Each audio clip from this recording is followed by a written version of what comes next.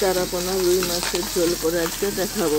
বাজার থেকে নিয়ে আসছে রুই চারাপোনা। এই মাছটাকে আমি ধুয়েছি, ভালো করে ধুয়ে নিয়েছি। নুন হলুদ মাখিয়ে কড়াই তেলে আমি এগুলোকে ভালো করে লাল লাল করে ভেজে নিয়েছি।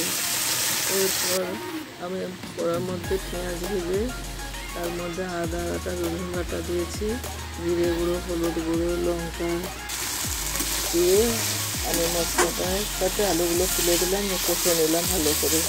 মশলাটা ফুটিয়ে নিয়ে আলুগুলো তুলে দিয়েছি। এবার আলুগুলোর সাথে মশলাটা ভালো করে কষে নিলাম। একটুখানি এটাকে নাড়াচাড়া করে নেব।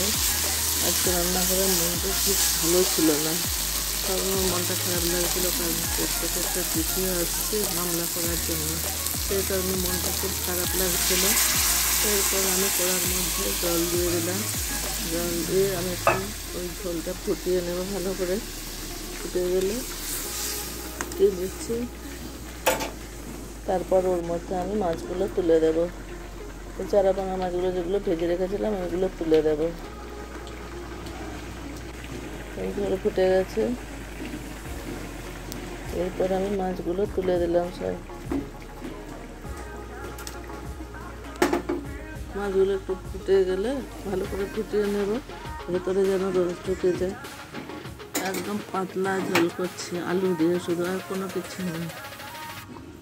এবার আমার মাছটা ফুটে গেছে, এবার আমি এটা ঢেলে নেব। আমার পাতলা রুই মাছের ঝোল আলু দিয়ে করেছি, কিন্তু আলু বন্ধুরা, আজকে লাঞ্চে আমাদের শাক ভাজা, তার সাথে মাছের পাতলা ঝোল আর আলু ভাজা, আমের চাটনি।